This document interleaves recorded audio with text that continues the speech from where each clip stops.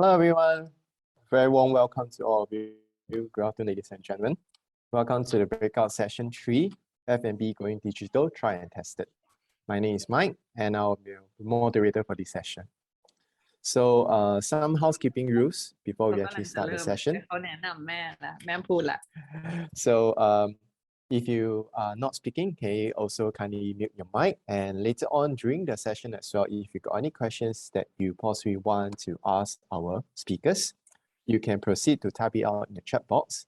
And after the sharing has been done by our speakers, we'll try our best to address all the questions that are posted during the Q&A session. And also, should you want to have a better look at the slides, so you also can pin the producer video to actually see both the slides and the speaker at the same time. Okay, so we are going to start this off now. Allow me to give you just a brief insight on what this session is about. So in F&B, Singapore F&B industry, we have actually gone through a lot over the past 2 years, facing many operational challenges from time to time. Thankfully, with digitalization and innovation introduced more prominently nowadays, the F&B sector is on a path of steady recovery by going digital. Today, we are delighted to have two experienced personnel to share with us their insights and expertise on F&B going digital. So first up, we'll have our first speaker, Ms. Min Wong. Hi. Hi. So let me just briefly introduce Min, and I'll get her to start her sharing already. So Min is currently the CEO of EatLab, and she got a PhD from MIT and a serial entrepreneur. Her second company, EatLab, brings AI, artificial intelligence, to practical use in assisting small to medium-sized restaurants with their marketing efforts, from coming up with campaigns to execution, as well as tracking the effectiveness of the marketing campaigns. And without further ado, I'll hand over the mic over to Ms. Min. Min, over to you. Hi, thank you so much, Mike. And very excited to meet you all, everyone, students of our Singapore Polytechnic. My daughter is right here too, so I hope this is not too much a distraction. Yes, so I built a company called EatLab, and we are a marketing automation company for restaurant owners for small and medium size. If some of you as students are looking to open a restaurant, join the restaurant business, or supporting in any of the other ways, you probably know that running a restaurant is not a simple task, right? I wanted to share a little bit about my background, so it kind of shed lights on how I plan and have been solving the problems that restaurant owners have encountered. In the next slide, you see a little bit about me. I have a PhD from MIT. I study lung mechanics. So it's like a combined science of health science with mathematics, like data, computer science, and everything. So I'm just in love with numbers, and I like to model things and data and systems using numbers.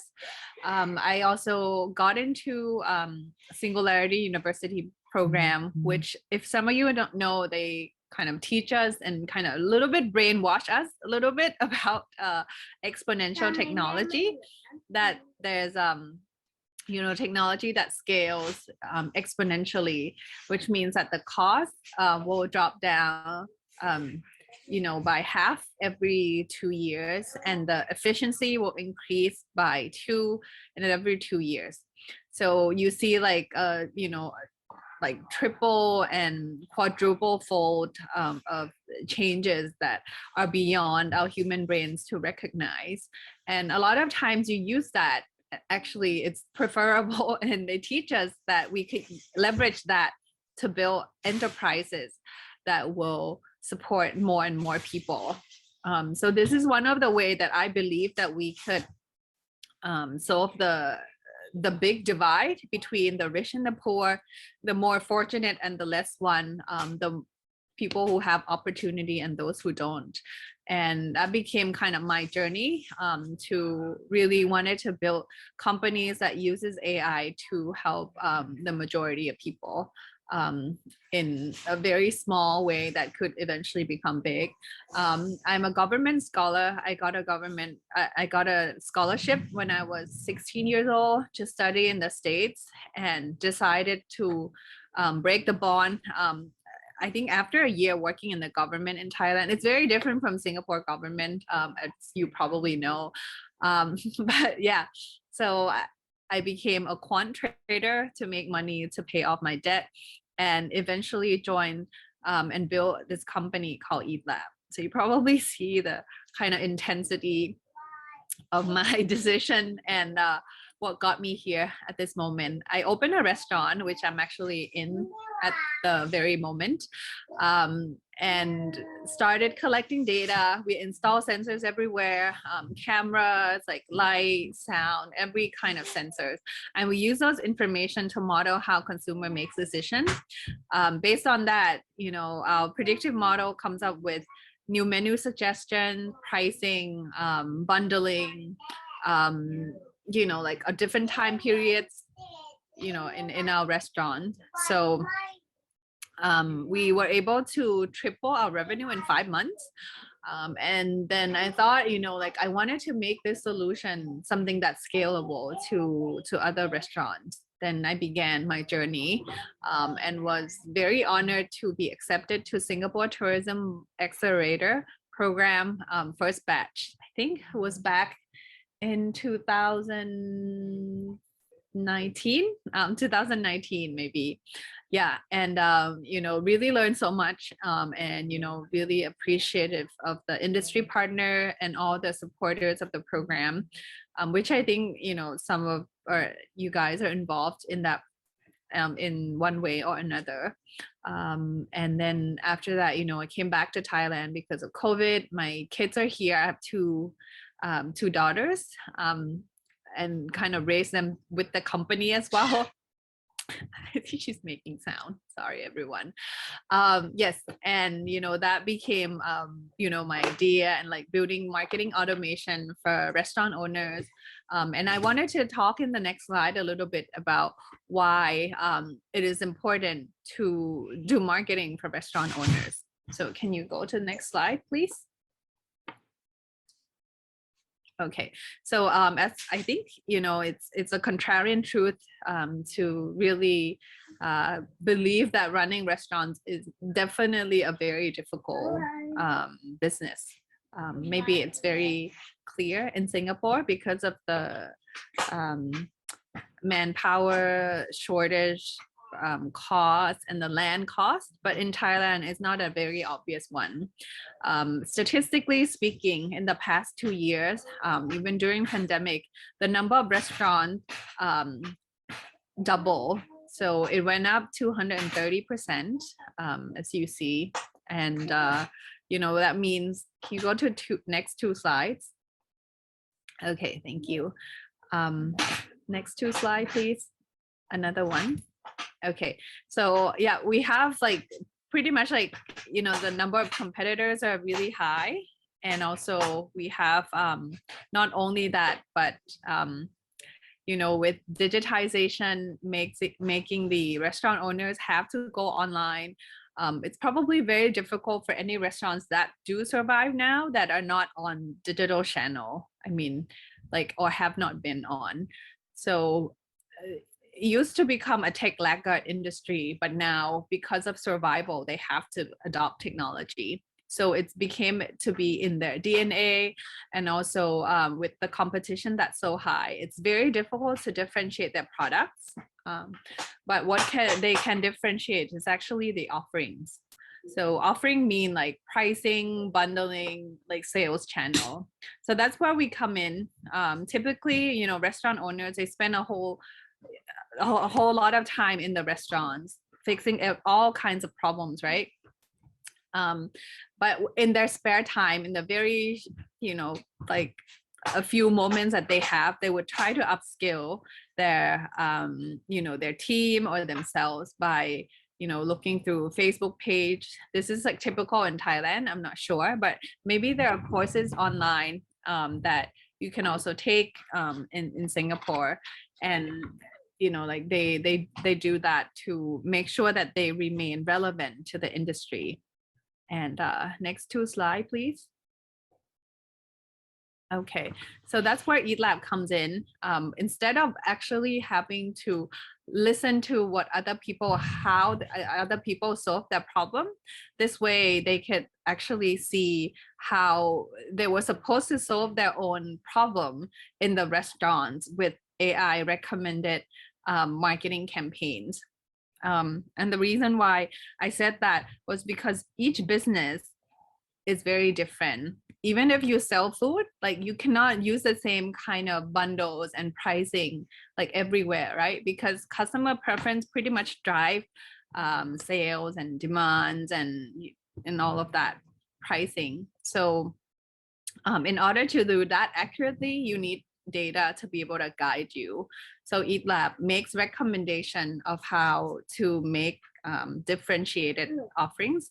For example, like how you can bundle items A and B together and sell at certain price, and also through which sales channel. So we do that automatically. We connect it through different delivery partners. In the next slide, you see the steps that we normally onboard our customers. Takes about 10 minutes total. So you sign up, you subscribe, and then you connect your POS systems to us, and then and also delivery partners. So there are some like case studies, which I think if you can also help turn that on, that will be great. Thank you. Okay, so this is the main improvement. Instead of spending time looking through data and coming up with promotional campaigns, they can just use EatLab to as their outsourced marketing campaigns that uses data to come up with these suggestions, right? And by product, they realize that their revenue increases. Yep. Okay. So Banana Leaf is one example. It's a small Thai restaurant. I think you, in the next slide, and you can play the video for me. That would be great. Okay, it's not there.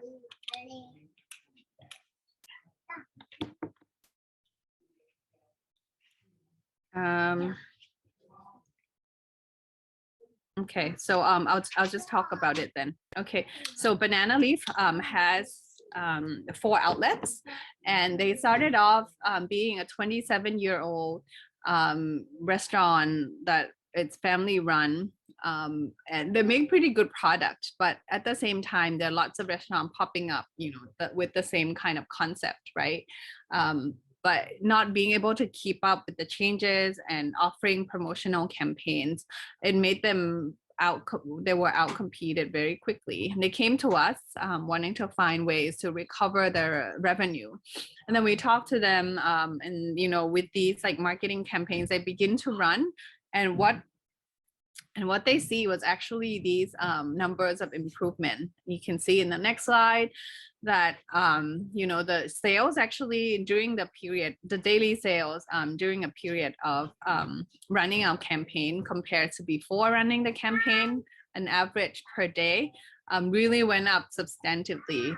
And some campaign lasts 2 weeks, some campaign lasts 1 month, but overall improvement, you can see a variety of them. There are some campaigns that were negative, like -10%, but there are also campaigns that increased sales by 1.8 times, so 181%, but on average is around like 50%.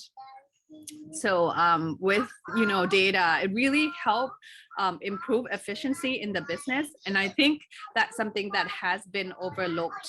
And with like the discovery, I feel that we're using like technology from quant trading world and like modeling like complex decision models, and using these to predict how consumer makes decision can really help improve restaurant efficiency, and therefore make these kind of business able to survive during a very difficult time.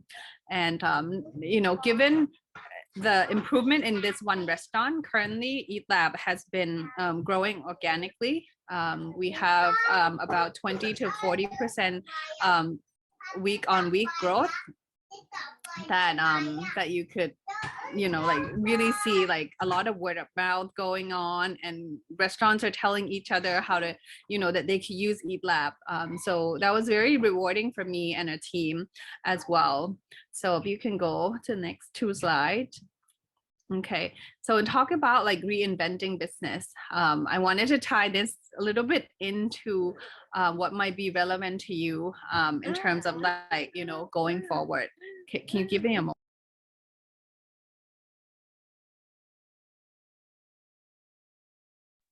As a small intermission while Min, I think, needs to attend to her daughter. Yeah. So I think she's a bit more calm now.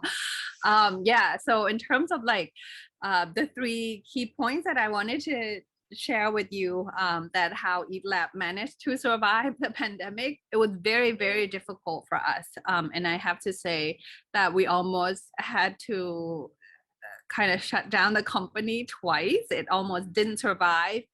But what we learned from the process was that, you know, at some point I just stopped worrying about revenue, and I just thought like how I can help one person. That was actually a major decision shift, and that really helped got the company to where it is right now. We just closed a funding round that made our valuation from a year before 3 times, and the round was oversubscribed by like 4 times. But you know, like I wasn't planning for this, right? I was just planning to help one restaurant owner who was suffering. And I think, you know, a lot of times we feel like we need to think big, but honestly, I think it's just about helping one person. And if you do it very relentlessly, and if you do it with all your heart and efforts, and you don't give up, I think somehow, but somehow the universe respond. And I know that a lot of, you know, the participants here are students and, you know, graduating, and those who are studying. I wanted to encourage you that despite the challenges that are ahead of you, actually because of the challenges that are ahead of you, you'll be able to create amazing adventure and like in a lot of inventions that you'll be surprised when you look back. But you must not think anything less about like happiness. You know, you must really focus on making just one person happy. And that might sound very difficult because, you know, at the end of the day, I still have to feed my family, you know, right? But I think to the extent that we could really push ourselves to do something for others, that really speaks our character, and it got our company out of the situation twice. I got really great help from strategic investors who are also, both of them are a public company in Thailand. I didn't realize that, you know, I somehow caught their eye, and, you know, just getting so much help from everyone, just, yeah, like without worrying about having to worry about my, you know, the finance and the company and everything. So we're in the process of scaling up at Eat Lab. And of course, you know, I'd be happy to talk to anyone who's interested to intern or looking at some of the work at Eat Lab, if that kind of fits what you're looking for. So I wanted to leave you guys here that really, you know, keeping the company lean, and not meaning in terms of like cutting out people in the company, but really focusing on lean as being a process where you constantly improve, where you constantly automate wherever you can from day one. And then the last thing is that time is not something that you wait around for. It's really an opportunity you create it for yourself. So I know you're younger generations. I'm pretty much, I told my daughter I'm pretty much outdated. Like my software, it's very old. So I know you create amazing futures, and there'll be a lot of challenges ahead. And I know that you'll get through just fine. Thank you so much. Thank you, Min, for your sharing on this. I think it's a very valuable advice for our students over here, especially like making one person happy. I think it's a way of paying it forward. So if you make one person happy, the other person happy will make the other person happy, and so on and so forth. So it just makes it much better, and more good things will actually come along your way as well. Okay. So thank you very much for sharing. And for those who possibly have any questions for Ms. Min, please send in your questions via the chat, and I'll be able to push it out and let Min address it later on. And now I'd like to invite our second speaker, Mr. Benjamin Yang. Mr. Benjamin Yang is the founder of Novity and an internationally sought after F&B profit strategist. Headed at the Guru in omni-channel marketing and technology, Benjamin has worked with many of Singapore's largest F&B brands, such as BreadTalk, Tiong Bahru Bakery, as well as Jumbo Group. So now put it over to Ben to do his sharing. Over to you, Ben. Hi guys, hi everyone. Can I get my next slide, please? So just some background, I'm pretty nervous, and I'm pretty nervous because this is the first time that I'm doing a seminar inside my wardrobe. Unfortunately, I tested positive for COVID, so I have to self-isolate. And I can hear two of my kids in the living room, they are shouting, and I'm really freaked out that they will just barge into the room halfway. But if that happens, I seek your forgiveness, so bear with me. I'll keep this fairly informal. So let me first introduce our company. So we are Novity. What do? We basically provide solutions for the F&B industry.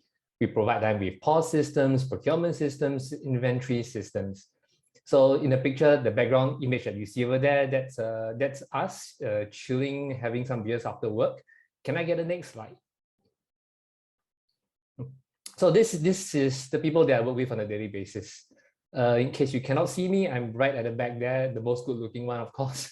But jokes aside, these are the people that fight alongside me every single day. The next slide. Novity's existence, we basically live, eat, and sleep for three main reasons. The first is to ensure profitability, to ensure that when a customer comes on board and when they use a Novity system, we focus not just on top-line revenue growth, but on making the business more profitable. And we do this how? By giving them actionable insights, by giving meaning to the data, by presenting it in a digestible manner where they can take actions. And the third thing that we always do is we constantly innovate and bring new products to market to ensure that our customers, we can future-proof them. Yeah, next slide. So I speak a lot in the region. I speak not just on technology, I speak on psychology, marketing, how to scale up, how do you do fundraising, how do you scale up your F&B business. Yeah, next one. Featured in the media quite often. So if you see the name Novity, now I hope that at least you know what the company actually does. Yeah. Next slide, thank you. So our solutions, we typically segment them into two main categories. The first is front of house. So these are your ordering systems, your POS systems, your ordering systems, your self-service kiosks. Back of house, that's where we basically help the back office, be it kitchen management or HQ functions. So we have things like procurement systems, inventory systems, central kitchen manufacturing systems. Yes. Okay, so that's the advertising segment that I have for my company. So let's focus now on why we are here.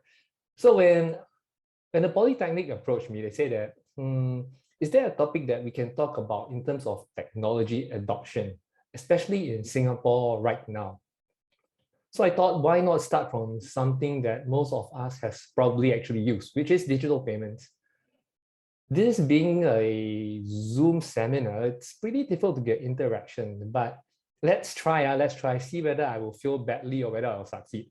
I heard that RP people, you guys are quite interactive, so let's test this. How many of us here today in this Zoom seminar has actually used digital payments before? GrabPay or use any other means to make payment digitally? If you all have, can you type Y in the chat box. Let's see. RP, you guys are a different bunch of people, so you have to prove me wrong. Huh? So I see Shanice, Emily, any others? So you all have to work harder, guys. I'm going to keep asking you all questions and force you all to keep interacting with me, all right? Okay, so back to the lesson right now, or rather back to the seminar topic. About 3-4 years ago, you have read this in the papers where people were saying, we are way behind China. We need digital adoption in terms of digital payments. I see people responding. Thank you.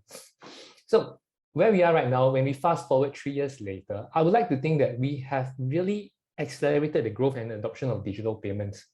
However, we need to be really honest with ourselves.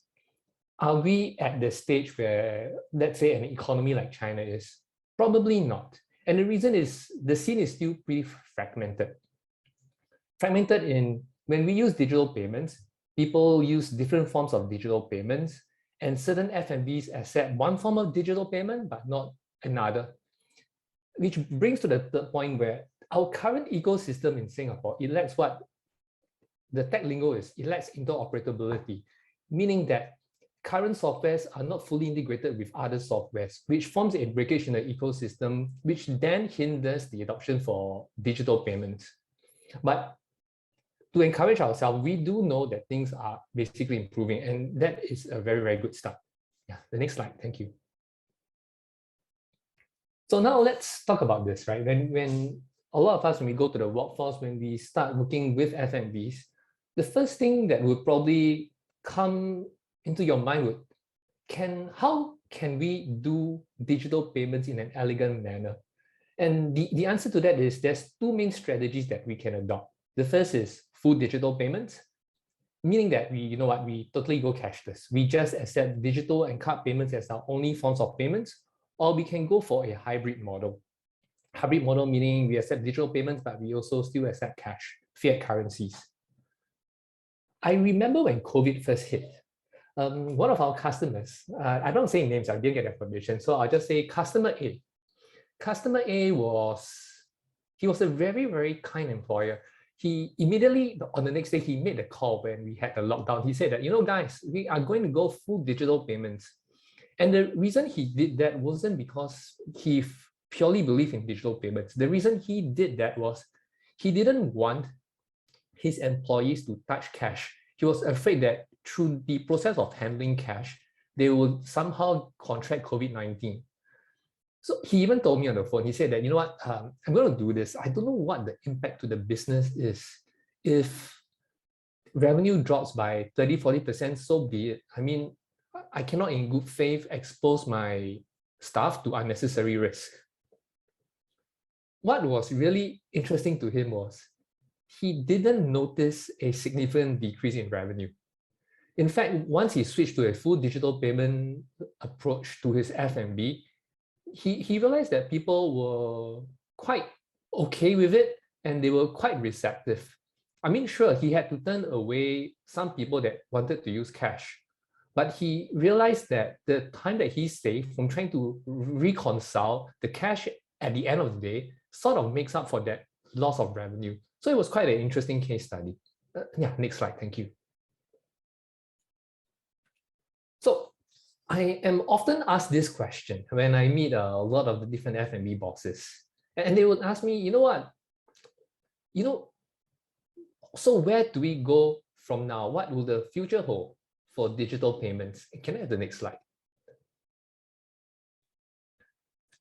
Rather than tackle that question head on, let me sidestep that first, and let me maybe walk you through the whole user journey for an F&B. So we call this omnichannel, right? It doesn't matter which channel a customer orders from. A F&B needs to provide a consistent user experience, a consistent message to its end consumers or end customers. So it starts from the customer. They make a reservation, they might go to the outlet to place an order and they will make payment. Or they will go to the outlet, they will make payment when they place a takeaway order, or they'll be in the comfort of their home. They will pull out an outlet's menu, they'll make digital payments, and then they'll wait for their delivery. So when we talk about digital payments, it constitutes only one small segment of the whole F&B digitalization process. What we forget is the journey doesn't stop there. We need to handle logistics, but more importantly, an F&B sits on a ton of data. That's when your CRM and your data analytics comes in. That's when you have customer insights. In the F&B industry, we go by what we call RFM. What's RFM? Recency, frequency, and monetary. When was the last time a customer has come to your F&B? How often do they come? And what is their typical check size, or when their check size? How much is the average check when they pay at an F&B outlet? So digital payments is just one small component of the overall digitalization transformation strategy. Yeah, the next slide, thank you. So the biggest stumbling block to digital adoption is always how humans react towards technology. So when we operationalize digital payments, there's two main ways we can operationalize this. First is eat first, pay later. The other is what we call pay first and eat later. The next slide. Oh, sorry, can you move back a slide? I thought I had one more. So eat first, pay later, it's your typical cafe restaurant experience where you eat first and towards the end you ask for the check. Pay first, eat later is your food court, your kiosk-based businesses, your bubble tea, and your fast food restaurants like McDonald's, where you pay first, you get your food, and then you sit down and you have a meal later. I recall this incident, and it's really interesting to me. One really big F&B chain, they wanted to adopt digital payments.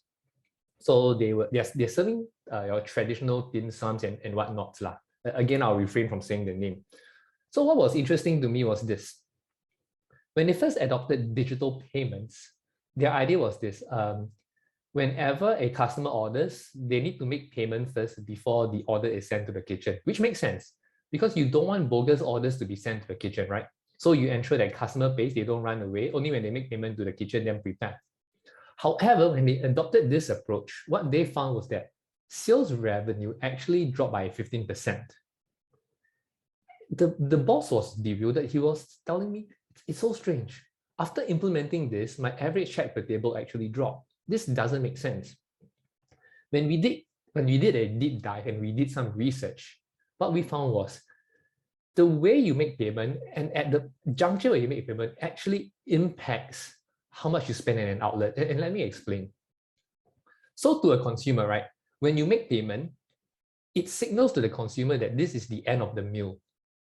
So unlike a typical restaurant where you can keep ordering food and make payment at the end, when a consumer makes payment, the first time he makes payment, he or she psychologically, they will think that, you know what, I already made payment, the meal is over, I don't want to order anymore because I need to pay again.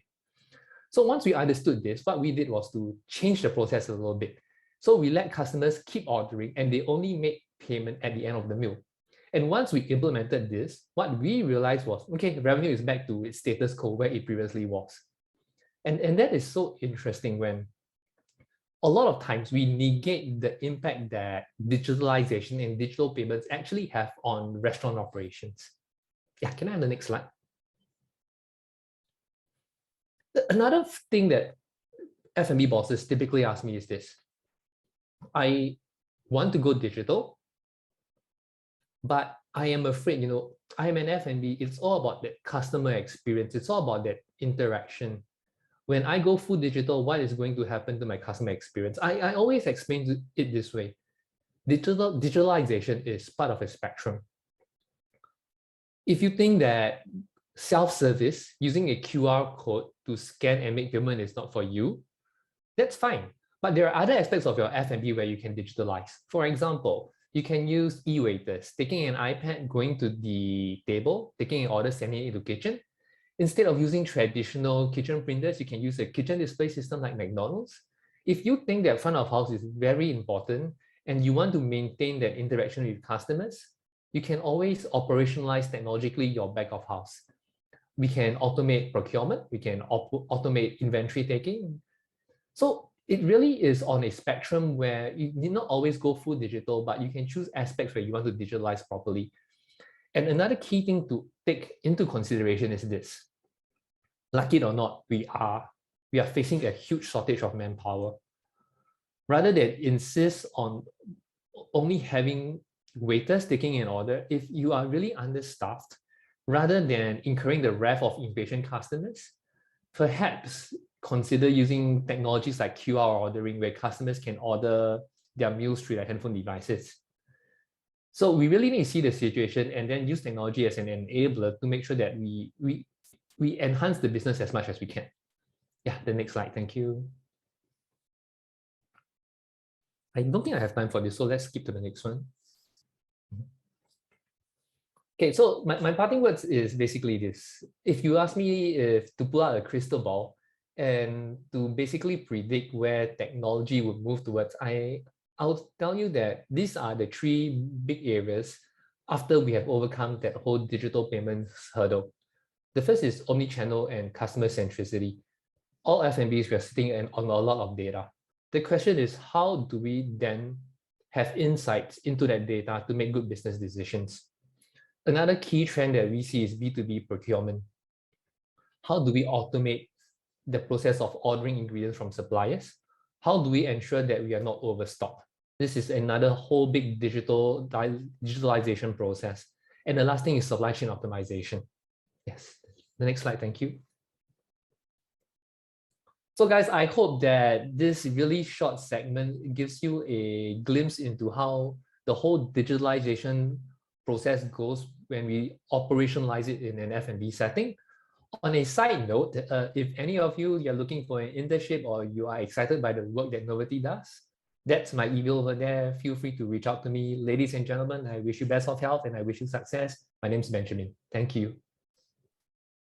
Thank you very much, Benjamin. That was a very insightful sharing, especially I think when it involves our younger students over here who also want to set up their business in the F&B industry after knowing that all the different tips that they actually can take from this digitalization itself. Right, so I think let's take a look at what we possibly have in terms of the questions on over here. So far, let me just take a look. Yeah. Everyone, please send your questions if you have. Don't worry, I have some questions for Min as well as Benjamin as well from what I gotten from the sharing earlier on. I got a question for Min. Min, are you there? Yep. Yeah, Min, I just like to check with you. I mean, because we know that Thailand is actually has a lot of those roadside food stores. Do you think they'll actually adopt digitalization as well besides those restaurants? Because it's very similar to like how hawkers are like in Singapore. Yeah, I think especially when the operators have to do so many things, technology has to save their time. So if there were any kind of technology that they would quickly adopt, it would have to be of that nature. Would it be difficult to actually get them to do digitalization, especially for this kind of roadside food stores? I think it's, you know, like if you know the immediate and tangible one, maybe like with purchasing. Yeah, I think it would mostly be like purchasing because that's something that they have to do and they kind of worry you know, the money and sorry everyone. She's getting a bit like anxious towards at the end of that. She wants to present. She wants to present. Yeah. But I think, you know, it's like about like fulfillment, like order fulfillment. That's something that would allow them to only focus on operation and not so much like worrying about like having to take care of A, B, C, D. Yeah. Okay, thank you, Min. No problem. I got a question for Benjamin. Yeah, I think you are very much into entrepreneurship itself. So I think what will be advice for our students over here, as in how would you actually advise them to become an entrepreneur in Singapore?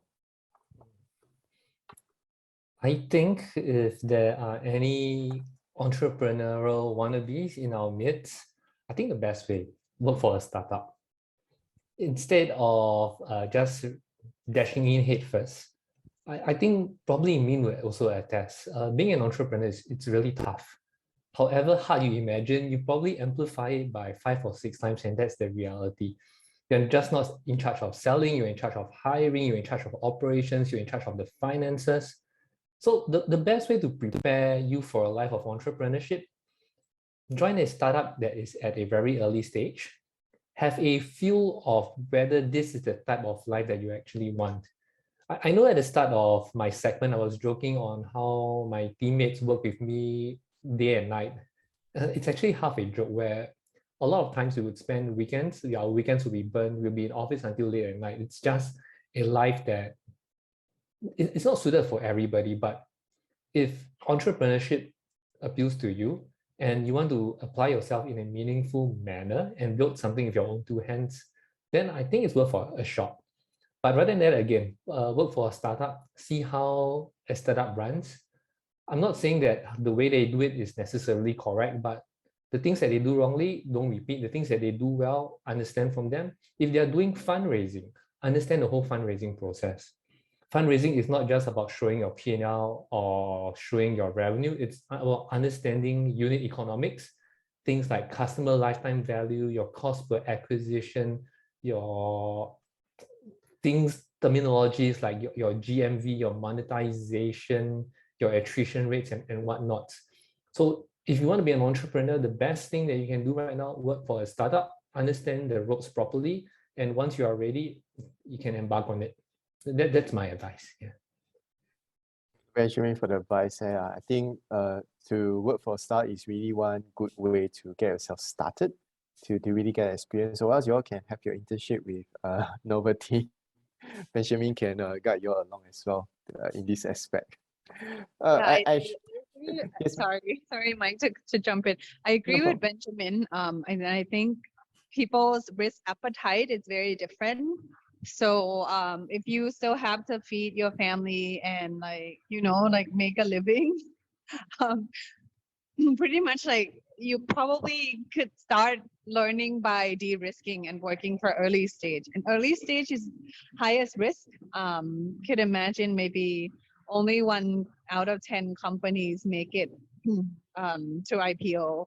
And those that don't kind of just like maybe hang in there for like 20%, but the others don't survive.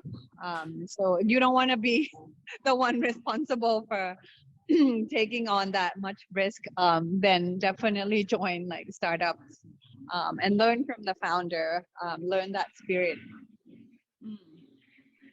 thank you, Min, for your inputs as well. Or else it'll be a very tough learning curve for anyone who just want to start out without anyone to really guide them along in that sense. And I think that's really valuable advice for our young students over here who possibly want to really start their own business. Let me see whether we got any questions over here. Nope, we got no questions. Our students are very quiet once again. It's normal. Min, I got actually one question for you. I think it's particularly about the sensors. I'm actually interested about the sensors. What does the sensors really detect at your restaurant? I mean, what does the sensors do? Sure. So we have cameras Uh, that measure like service quality, kind of estimate the waiting time. We also have like light sensors. We collect data about playlists, because I think dining is really all about experience.